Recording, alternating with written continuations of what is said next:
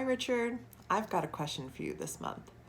We've been hosting the Ask a Curator program for several months now, and I wonder what's one question, and its answer please, that you thought that you would have been asked by now? Thanks.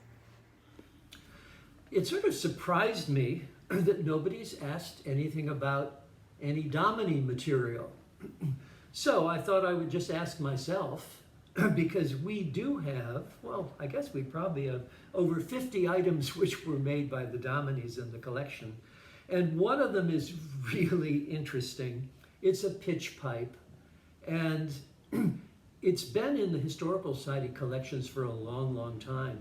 It certainly came probably soon after we were started in 1921. And it was given to us with the idea that it was a pitch pipe. It was made by Nathaniel Dominy V, and it was used here in the local Presbyterian church. Since then, I've realized that there's another pitch pipe made by the Dominies over at Home Sweet Home. And talking to Winterthur, Charlie Hummel, who's the expert, said that the Dominies made 3 pitch pipes. So now we know where 2 of them are. I have no idea where the other one is. Ours is not unique in the sense that there are 2 pitch pipes that were made that were full octave. The first pitch pipe the Dominies made, oddly enough, was not full octave. The other question that I had is, who was Mr. Diamond? And what exactly was the role of music in around 1800 to about 1810 here in East Hampton, when the major church, if not the only church, was the Presbyterian church? And I really have no idea. Did they sing? Did they have orchestration? Did they have musical instruments? I had no idea. So by pulling this intriguing little object out, this is the pitch pipe, it led me to learn a whole lot more about church services and also about pitch pipes in general. It works very simple like this. And I think we have some details that you'll see close-ups, but it's carved with the octaves, so it starts B, C, D, E, F, G. And by pulling it out and lining it up with a little incised device here, it will give you, if you're going to start with a D, blows the pitch pipe, and that's D, so everybody can come in at the same time. But how were they coming in? So that was something that I thought was really more interesting than I would imagine. It was highly unlikely if we happened to have any form of music in the church out here that would have been in 1800 almost close to being blasphemous.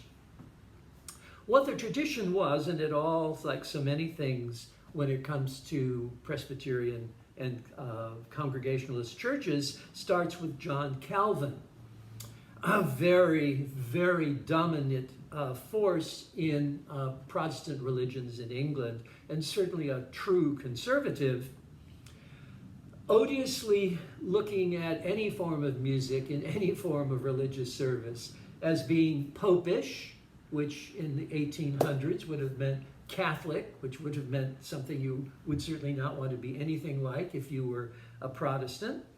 And also, there was another sense that these things could come from other European religions, which in fact would not be Protestant.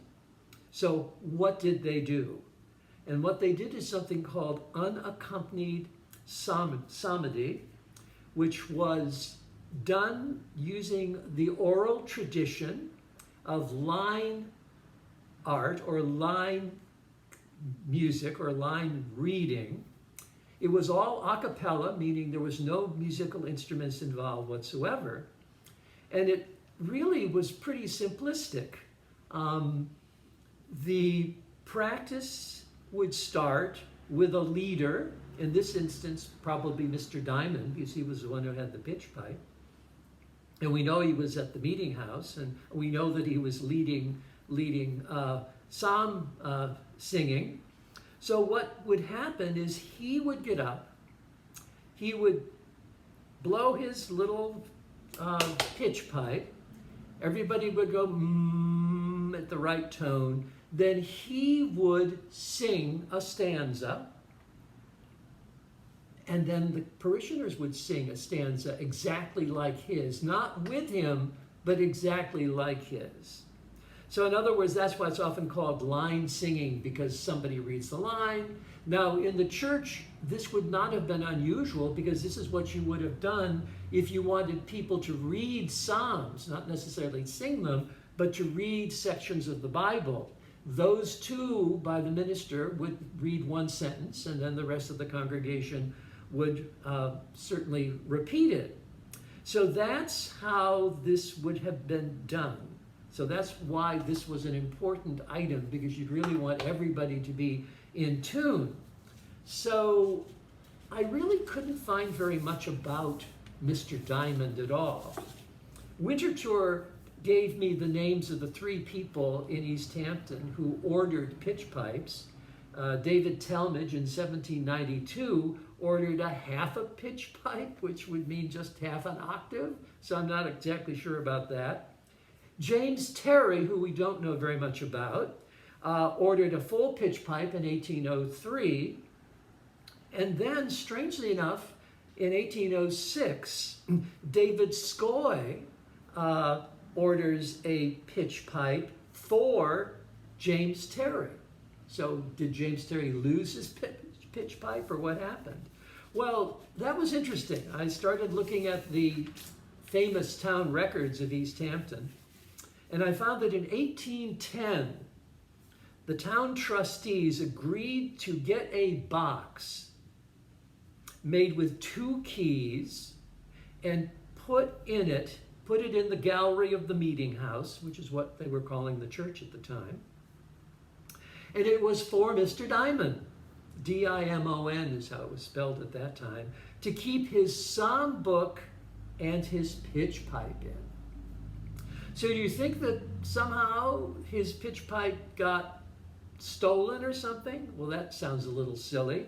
But then you read a little further on in the records, and you find out that within the last 4 years, there have been a number of occasions when rowdy young men had broken into the church. And so therefore, this was a way to preserve the pitch pipe and the psalm book so it wouldn't be stolen or misused. So we really learn a lot from a simple little object, don't we? First of all, we learn that Nathaniel Dominy V had to be a really, I think, extraordinary craftsperson to make a pitch pipe. And then obviously did it so well that other people ordered them from him. And then we learn about what music was like about 1800. And we learn about naughty boys. Very interesting. So, if you have any questions, if you have any things you'd like to send off to the curator to answer or peruse or be befuddled by, please contact us here at the East Hampton Historical Society. And we thank you very much for listening.